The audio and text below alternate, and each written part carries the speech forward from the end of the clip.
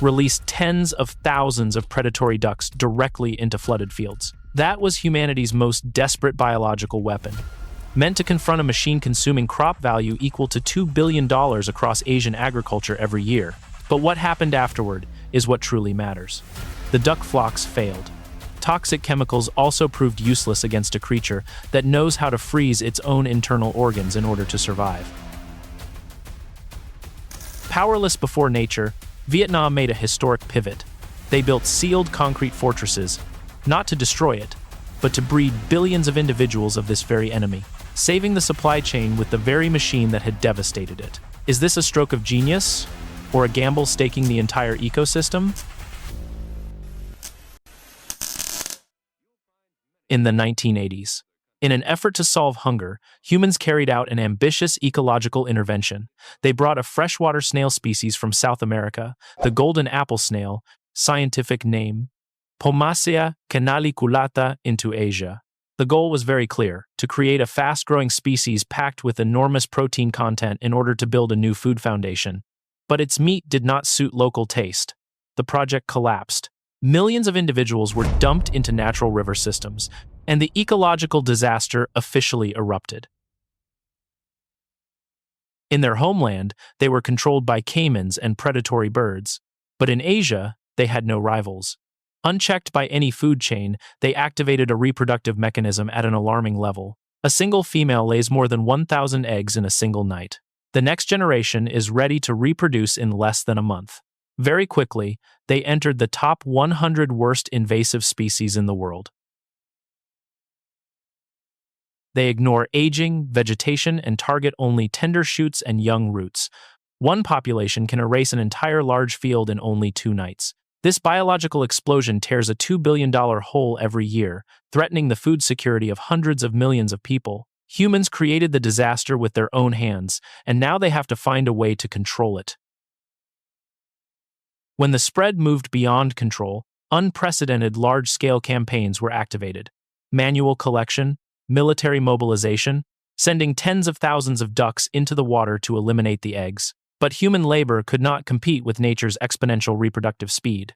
When physical measures proved completely powerless, humans turned to the most forceful intervention tool of modern industry: chemicals. Tens of thousands of tons of niclosamide were spread massively across aquatic systems. In theory, the chemical would wipe everything out, but reality exposed a brutal truth about human arrogance. This South American snail possesses a survival mechanism evolved far beyond what scientists had calculated: the ability to estivate. When the water becomes toxic, they seal their shells, bury themselves deep in dry mud, and drop their heartbeat to 0. They enter a state of suspended life for 6 months. When the first rains of the season wash away the toxic chemicals, they break through the mud layer and emerge to reproduce as if nothing had ever happened.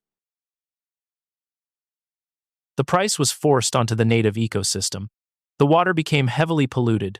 Shrimp, fish, and amphibians died in mass numbers. Worse still, the new generation of golden apple snails had already begun developing chemical resistance. The chemical war failed completely. Humanity was officially pushed into a corner. Humans brought the disaster with their own hands, then poisoned the ecosystem to try to fix it. In your view, in this war, which side is the real invasive species? Leave your honest answer in the comments right now. Amid this deadlock, a macro-scale shock forced the world to change direction. During the 2022 to 2023 period, the extreme El Niño event heated the oceans and crushed the output of South American anchovies, the world's largest source of fish meal. Industrial fish meal prices surged past $1,700 per ton. The livestock and aquaculture industries stood on the brink of collapse. The world urgently needed a replacement protein source: cheap, renewable, and independent of the ocean. At the most desperate moment, ecological experts looked back at the species they had hated for 40 years. They realized a grand paradox: the omnivorous appetite and explosive biomass of this snail were exactly the most perfect biological conversion machine the feed industry had been craving. Its feed conversion ratio surpassed every traditional livestock species. From a mistake of creation, it suddenly became the only answer to the global protein crisis. Once they accepted that total eradication was impossible, a massive industrial system was immediately set in motion. Closed farming systems made of concrete or lined with high-density HDPE industrial tarpaulin began appearing everywhere in dense clusters. Water was pumped in, oxygen was aerated continuously, and the temperature was controlled at the ideal range of 25 to 30 degrees Celsius. This was not freedom for nature, but total isolation. Humans placed this invasive species inside a tightly controlled production line. But the most impressive part of this system lay in the inbound supply chain. Instead of destroying wild eggs, an underground economy appeared, the business of hunting invasive eggs. Wild snail eggs were purchased at $2 to $4 US per kilogram and brought back to hatchery cages. Economic incentive drove people to flood into wetland areas and scrape away every trace of the invasive outbreak to sell it. This act of commercial profiteering accidentally became the greatest biological purification campaign of all, sharply reducing the density of wild snails. Turning the enemy into a goldmine, genius is sometimes separated from madness by only a thin line. Pause for a moment, hit like, and follow the channel right now if you want to keep exploring the engineering systems that are quietly manipulating the rest of the planet. For a farming model built around an invasive species to deliver enormous economic efficiency, the secret lies entirely in their near-zero biological conversion cost. In traditional farms, feed costs account for 60 to 70% of the total operating budget. Corn, soybeans, and fish meal all have to go through cultivation, extraction, processing, and global transportation with an enormous carbon footprint, but for this system, the input is entirely waste. Tons of water. Hyacinth, another invasive plant species that often clogs river systems together with discarded agricultural byproducts such as crushed cabbage leaves and young banana stems, are chopped up and thrown directly into the holding tanks. Inside, tens of thousands of snails operate like a non-stop biological processing plant. They convert fiber into flesh containing as much as 16% pure protein, while also producing a massive calcium-rich shell. Deprived of their aestivation cycle and no longer threatened by predators, a batch of snails needs only 2.5 to 3.5 months to reach harvest size. That speed surpasses every limit of traditional agriculture. When the water is drained, tons of biomass can be collected within a few hours without heavy machinery or chemical preservatives. The arrival of this cheap protein biomass source created a true revolution for the local supply chain. All harvested snails were fed into high-capacity grinding machines. This mixture of high-protein meat and calcium-rich shell was pumped straight into aquaculture farms as feed for high-value carnivorous fish species or blended into feed for millions of free-range poultry. By using a self-produced biological protein source, farms cut their industrial feed purchasing budgets by 20 to 30%. In the context of broken global supply chains and surging inflation, that 20% reduction in cost marked the line between bankruptcy and prosperity. More than that, the highest quality snails were sent directly into the urban culinary system, creating a restaurant economy worth millions of dollars every year.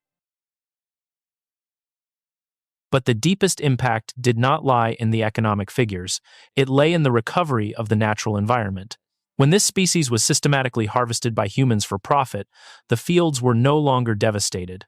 And most importantly, farmers no longer had any reason to dump tens of thousands of tons of toxic chemical treatments into the water supply.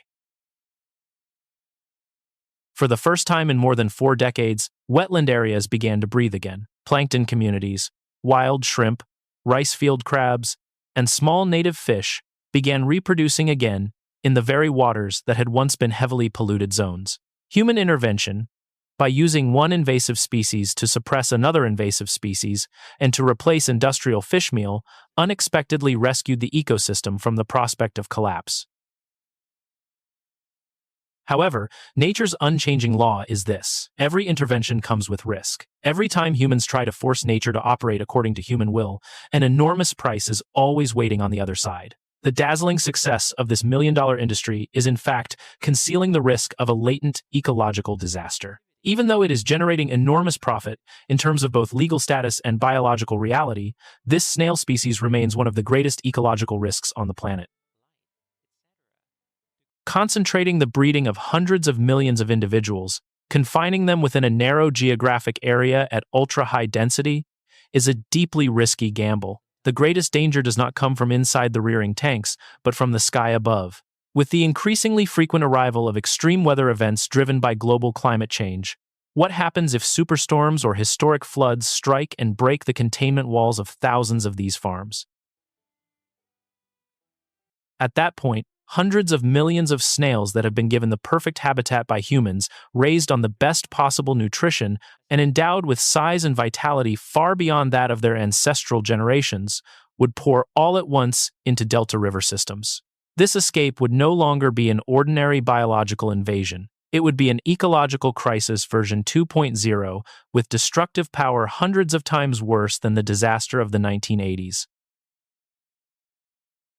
And that is still not all. The darkest weakness in this system lies in human nature itself, greed. As the market value of snail eggs and commercial snails continues to rise, cracks have already begun appearing in the system. A small number of profit-driven people have deliberately taken healthy snails from farms and secretly thrown them back into remote marshes, lakes, and natural river systems. Their goal is to let nature carry the cost of raising them, wait for them to multiply, and then return later to harvest eggs and biomass for personal gain.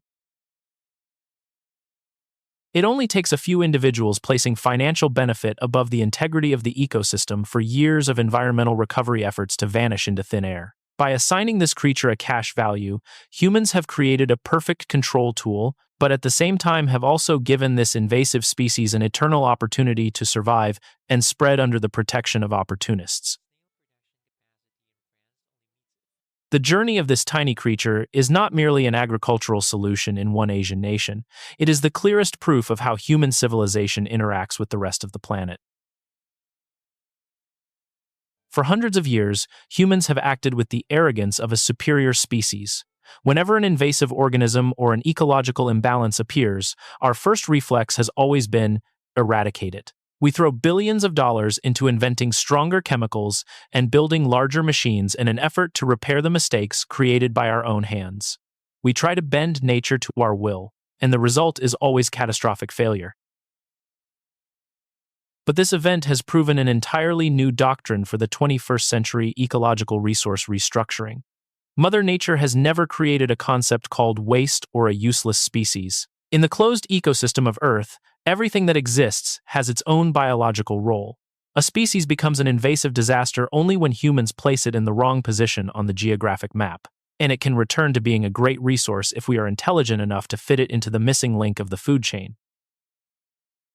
The most perfect way to end an ecological war is not to invent the most thorough instrument of destruction, but to learn how to adapt to, absorb, and commercialize the very problem itself. Even so, the line between engineering a disaster to save humanity and triggering a chain of collapse that cannot be reversed is far more fragile than we imagine. When financial greed is attached to the life cycle of an invasive species, are humans controlling nature, or is nature using the capitalist structure of humans to continue surviving? What do you think about this model of biological intervention? Is compromise with this alien species a great advance in applied science, or are we simply sitting on a slow-acting bomb called ecological disaster? Leave your perspective in the comments below. Do not forget to hit like and subscribe to the channel so you do not miss the next case files on how humans are reshaping the surface of Earth. See you again on the journeys ahead.